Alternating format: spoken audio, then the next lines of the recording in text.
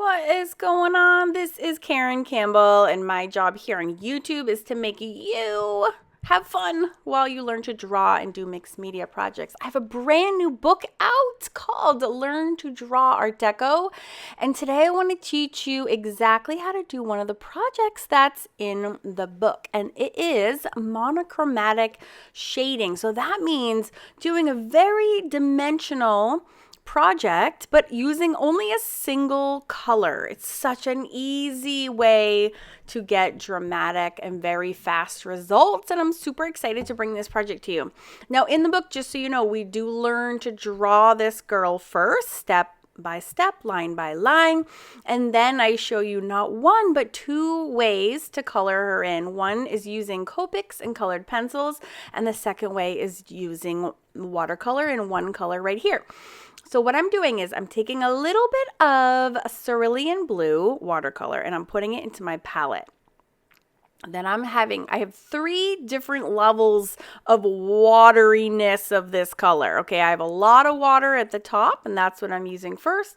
I have a little bit less water in the second puddle, and then I have a little bit more pigment, less water in the third, and then the fourth one I grab is it's pretty much straight from the tube.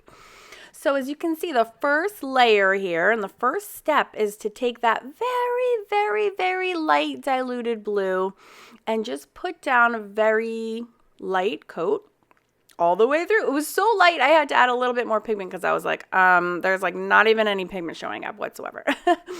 So very easy first step. It is very important that your paper is correct. You need to be working on watercolor paper and watercolor paper only for this to work properly. You have two choices. You can use hot press, which is smooth, and it's great for drawing on, and that's what I'm using for the projects in this book that are watercolor. Or your other choice is cold press, which is perfectly fine and will work just as well. I just prefer to draw on hot press. All right, so that was the first layer, and that was a wash of the lightest color. That was a really, really, really watery.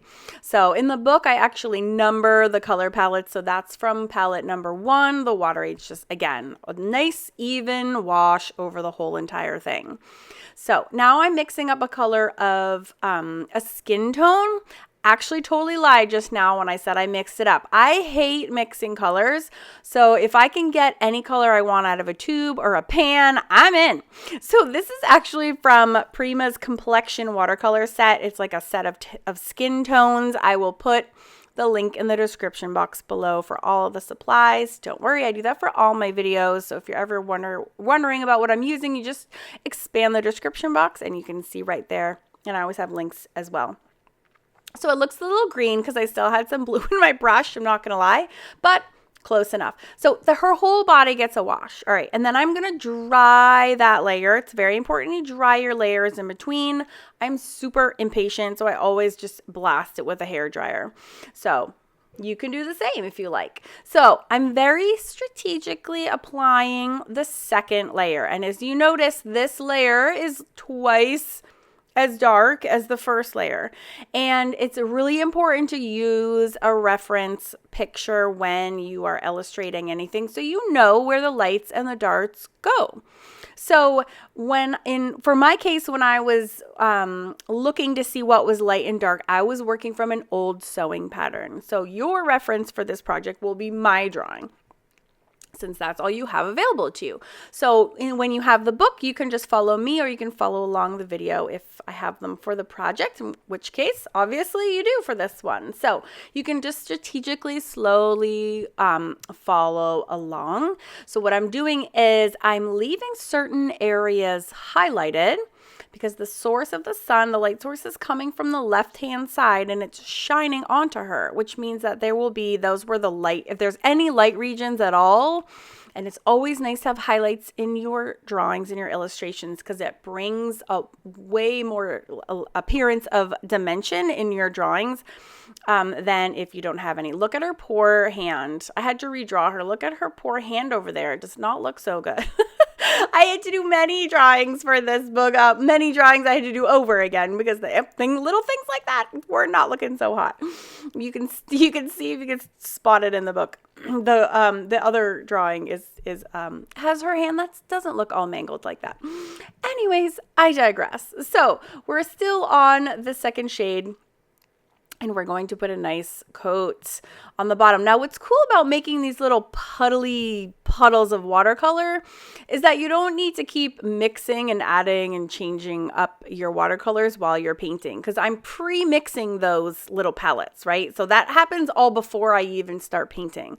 So just make sure you have enough of a puddle for your project. If your puddles are so small and you run out of paint, it can be really tricky because you need to like recreate that same level of concentration, which is really hard to do. So make sure, just take it from me, it's way easier if you just have enough to last through your whole project. You don't need to worry about running out and then having to color match, and it's really tricky. So just with watercolors, that's my biggest piece of advice. Make a puddle big enough for yourself. So while I'm going in with the second layer of dark for her outfit, I need to do the same with her skin color as well.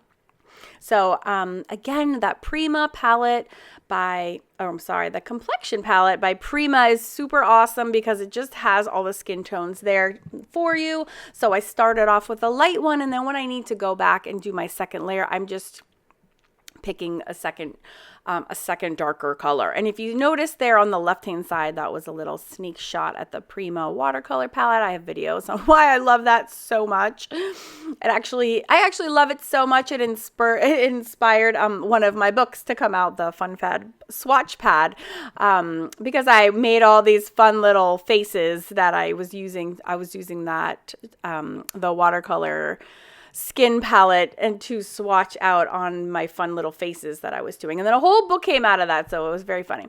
So anywho, we are on palette number 3, or tray 3 of the palette, or also layer 3. So this is the third puddle, and notice how much more vibrant that is and solid. So pretty much all art supplies are meant for layering. I'm trying to actually rack my brain right now and think of an art supply. Oh, I did think of one that you don't need layers and layers and layers. I think only ink is what comes top of mind, that you can kind of get it all done in one layer. And I do have a project in the book that is in ink. Actually, I have a few because I'm a little bit addicted at the moment.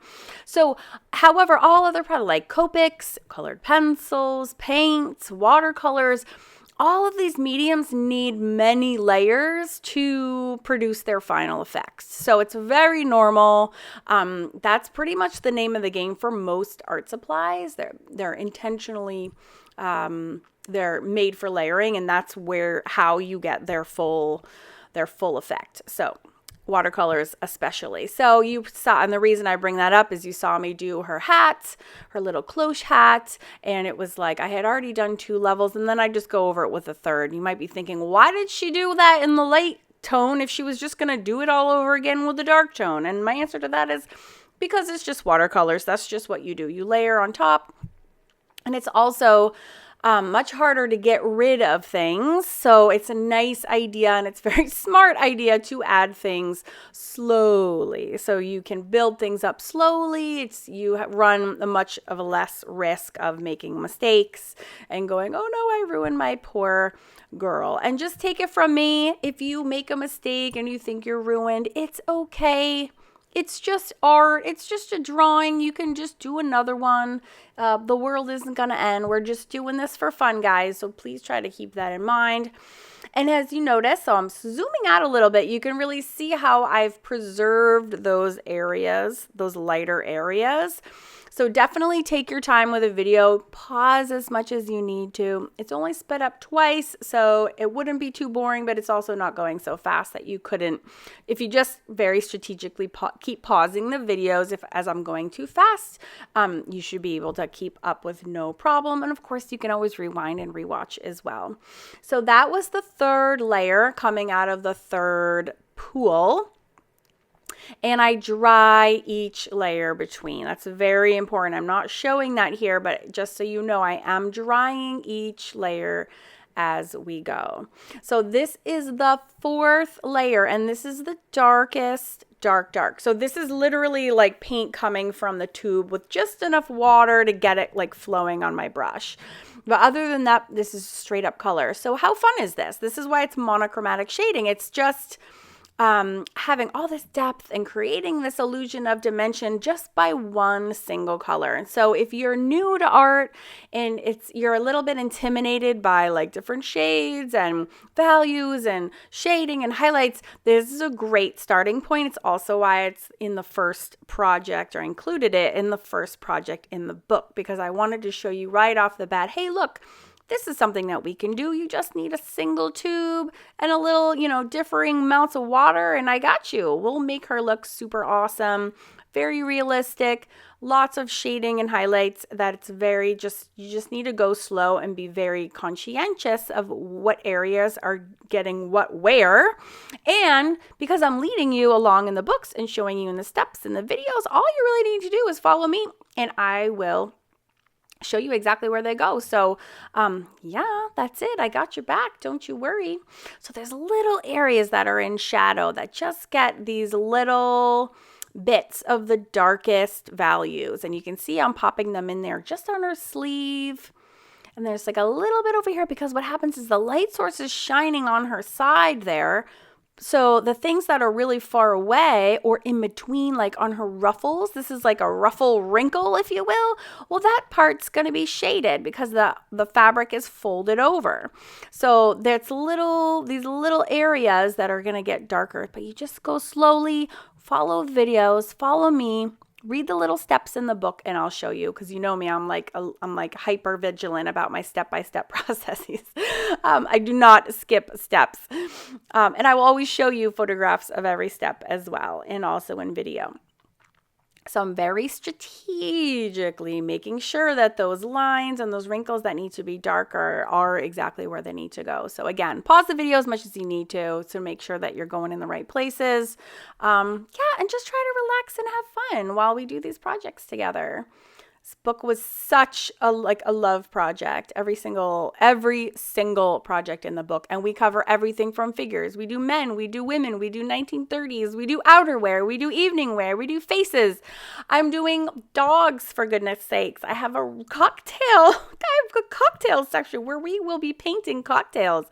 We are going to be doing hair and makeup and animals. Yes, I have dog friends for a lot of these figures that we're going to be drawing as well. So, oh my gosh, where I'm going to I have a furniture section in there. We have some fast race cars from the Roaring 20s, just like oodles and oodles of goodness that are in this book. So I am in love with these figures.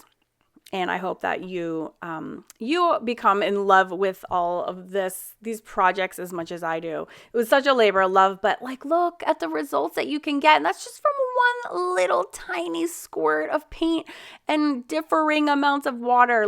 Are you kidding me? It's magical. So, sorry, I got a little carried away there, but I just love this book so much. All right, so we just have some black shoes, very straightforward. I also have a whole shoe section in the book as well. So if you're interested in drawing Mary Janes from the 20s and 30s, I got you. And the different embellishments and everything they had is just it's so crazy awesome. So as you can see, I just took a little water and dragged the black from the shoe to the right, which is the correct direction of her shadow, because if the light source is coming from the left, her body will be blocking the light, so her shadow zoops off to the other side. In the other project that we do, the same girl coloring her in with Copic markers, I actually have her shadow going in the wrong direction, and I'm very careful to call that out in the book to show you hey, if your shadows are in the right places, they should all be going to the right. So I'm very transparent when I make mistakes like this. I'm calling out her hand and how bad that is. It's okay. We all make mistakes. I'm a lifelong learner, and I feel like I'm always learning things. And I'm always having little disasters, but I hope that by me sharing them with you, you really understand that this is just purely for fun. It's so enriching, and it just feels so good to create these projects from scratch, and I really just have such a blast. All right, my favorite layer, this is it. This is the highlight layer. So I always usually start with a white Prismacolor color pencil, and then I find it's not enough, and I always want to go back in with pen or a paint pen, and here we go. I was just gonna say it's got to be coming. So I put these little wisps, these little whispers of white highlights, and again, if you're not sure where to go, just watch the videos and follow me.